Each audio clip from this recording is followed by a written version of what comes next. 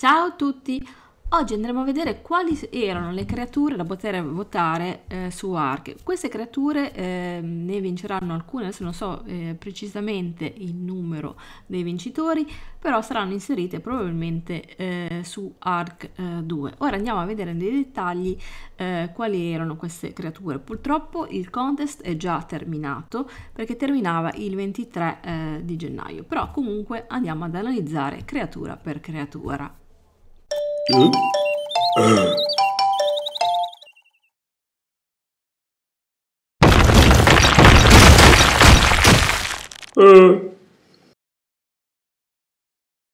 Dunque ragazzi, per andare a vedere tutte le creature dobbiamo recarci sul forum community ufficiale per quanto riguarda Ark Survival Evolved. Qui trovate tutto l'elenco delle varie creature che sono state messe a disposizione per la community ed essere votate.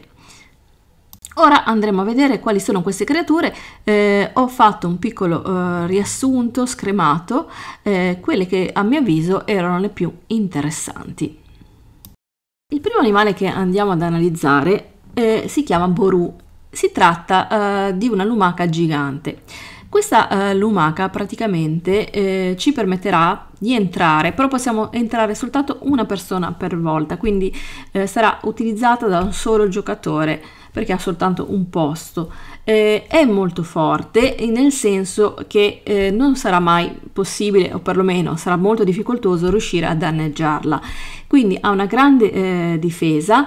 Potrà essere utilizzata per spostarci da un punto all'altro della mappa, però comunque essendo chiaramente una lumaca sarà estremamente lenta.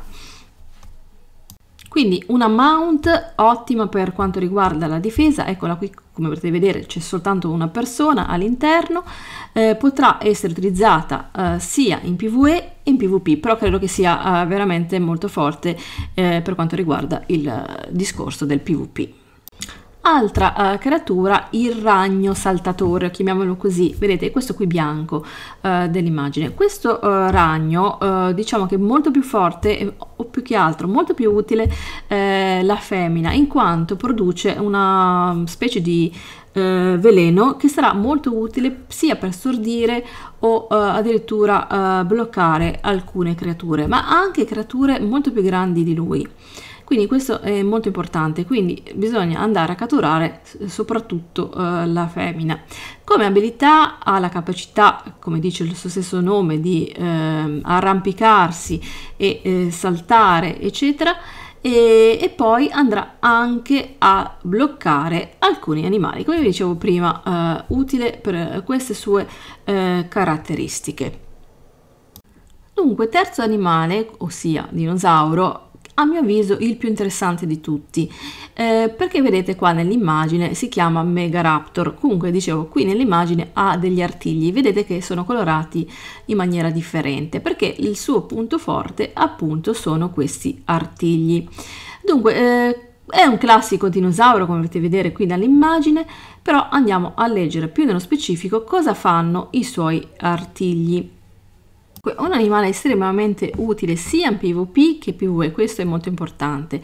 Dunque, come vi dicevo prima, il punto forte sono i suoi artigli, quindi avrà l'artiglio rosso che sarà usato per raccogliere la pelle e provoca lo stato di sanguinamento quando lo utilizziamo per andare a attaccare. Poi l'artiglio verde sarà usato per raccogliere la pelle e agisce come gli artigli del tech quando attacca. Ciò significa che la sua velocità di attacco aumenterà con ogni colpo andato a segno. Poi abbiamo l'artiglio blu, usato per raccogliere cheratina o chietina e provoca un consumo di resistenza durante l'attacco. E infine l'artiglio giallo, utilizzato per la raccolta di polimero organico e va anche addirittura a perforare l'armatura durante l'attacco.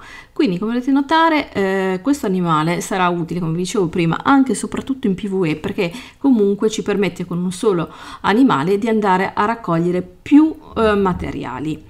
Poi ci sarà anche l'abilità, il tasto C per quanto riguarda il PC, che ci fa assumere una posizione in cui apre gli artigli e si prepara a correre in avanti. Puoi muoverti lentamente e mirare mentre sei in questa posizione. Dopo aver premuto il tasto sinistro in questa posizione, il MAIP si precipiterà in avanti con un'improvvisa esplosione di velocità. Dopo aver colpito un bersaglio di dimensioni tipo abbastanza grandi, quindi tipo un Rex o uno Spino, lo andrà a stordire. Un colpo riuscito darà anche al MAIP un aumento dei danni per 15-20 secondi circa, quindi andrà ad aumentare il danno. Quindi vedete che è un animale veramente molto aggressivo, forte nel combattimento, ma anche utilissimo per quanto riguarda la raccolta delle varie risorse. Qui vi fa addirittura vedere le sue dimensioni paragonate a un essere umano, quindi a un uomo, e vedete che è veramente molto grande. Dunque, ora andiamo a parlare del Criodracon. Questo è un uccello, come potete vedere, si vede subito, è un lontanissimo parente del Quetzal, però ha delle dimensioni più piccole rispetto al suo lontano cugino, chiamiamolo così.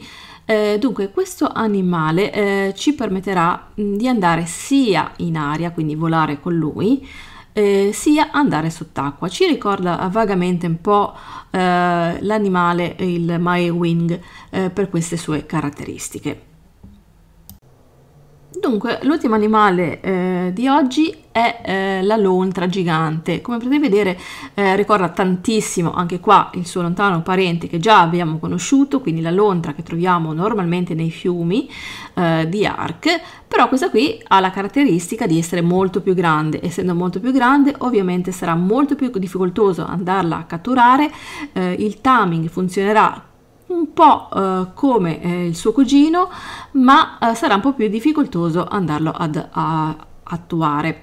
Per quanto riguarda le sue abilità, semplicemente sarà una vera e propria mount che ci aiuterà nel trasporto, però comunque potrà fare diverse cose.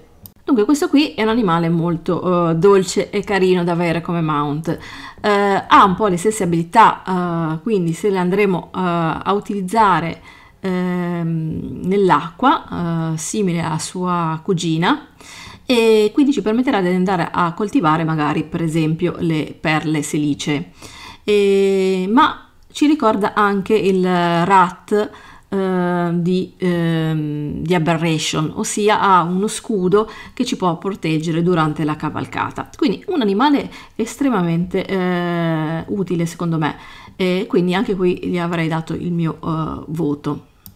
Questi a mio avviso sono i più interessanti che ho trovato qua. Comunque trovate sul forum, Ark Community Forum, l'elenco di tutte le creature da andare a votare. Ormai la votazione, come vi dicevo prima, è già finita, quindi aspetteremo i risultati e vedremo eventualmente quali sono stati gli animali più votati. Intanto fatemi sapere qui sotto nei commenti quali voi avete votato o avreste votato, e se ancora non l'avete fatto naturalmente vi invito a iscrivervi al canale attivando tutte le campanelle. Ciao a tutti e alla prossima!